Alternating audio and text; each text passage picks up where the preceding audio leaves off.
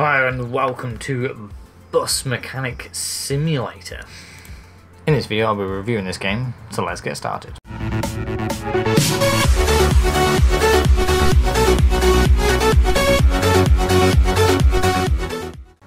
The graphics are good but unoptimised. I can see I have a 970 and the GPU is maxed out the entire time while playing this game on the lowest settings. No AA, no anti-occlusion, lowest texture, nothing like that. It also used 3.4 gigabytes of GPU memory, and it's saying the minimum specs were 950 Ti. It seems a bit crazy. Although, to be fair, on the lowest setting, the game does look pretty good, and even better when you turn up the settings. Moving on to the sound design, the quality of sound was pretty good. Never had a problem with that. The radio in the game is actually pretty cool. I actually really like that. You can choose between two stations, an 80s and a rock. The music's alright, it fits the game. Both stations have the same cheesy presenter, which at first thought was another mechanic, but like, they tell some cheesy jokes, which is a nice touch, like this. The other day there was a couple of mechanics talking about what happens when a bus is running, but it's in park. You know, just some idle banter. You know you love it. You've tuned in to the GPM. Sound accuracy is another thing. The sounds are mostly accurate. Unscrewing bolts is a strange one. Even it sounds like you're using a ratchet even though you're using a spanner. But then you also have sounds like the engine sounds alright, the doors, they all sound good to be fair. There's a few strange noises when picking up the tools off the workbench, but it's not a game breaker. There's a bit of spatial sound, but not really much to be honest. Now onto gameplay. Is there a career? Well, not really. I mean, you earn points for completing services and repairs, and you can spend them points on improving your garage so you can do more things like the brakes testing, shocks testing, unlocking your inventory spaces. But there isn't, I don't think there's a way of actually because in Car Mechanic Simulator you can actually upgrade the garage to make it bigger, and then you get better things, and then you can start servicing like police cars as well, stuff like that. Controls, they're pretty good. They're not clunky. I mean, walking around's alright. You can sprint, you can jump, you can crouch, you can press Q to cycle through whether you want the fluids, you assemble, disassemble, visual inspection, which makes it nice and easy. Down to the mechanics of the game. What can you do? Question is, what can you not do? This game is incredibly detailed. Given that it's got over 3,400 parts for 3 different buses. That's total. That's a lot of parts. Like, to be fair, you can just see how many there are just by walking around the stock rooms.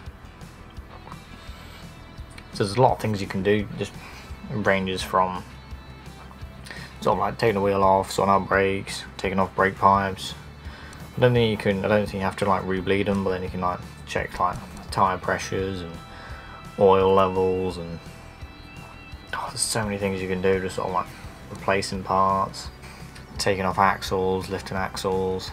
If you want to see a full roundup of everything that's in the garage, like all parts and machines, check out my garage tour.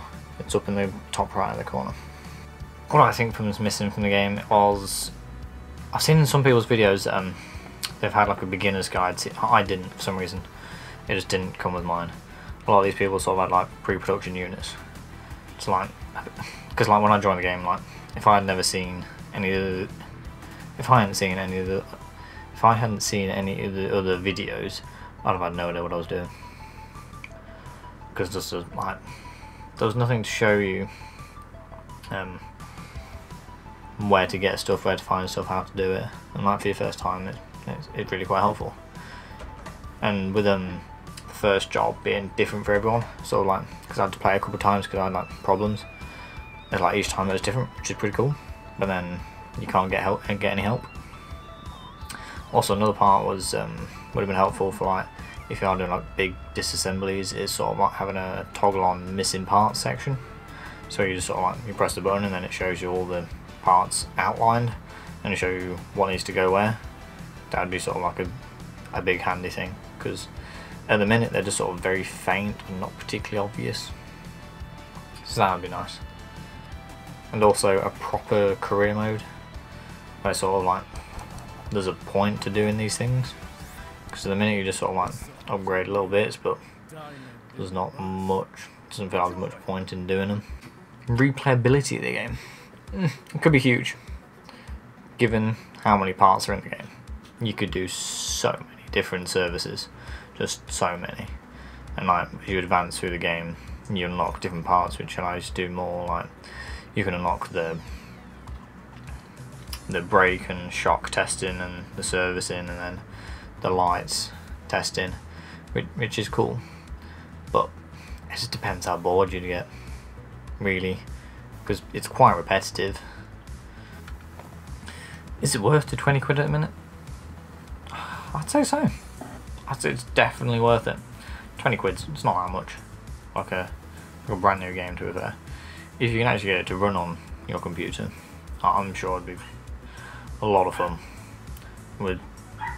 If you don't get bored easily, a fair amount of replayability, because there's so many things you can do in this game. It's pretty crazy.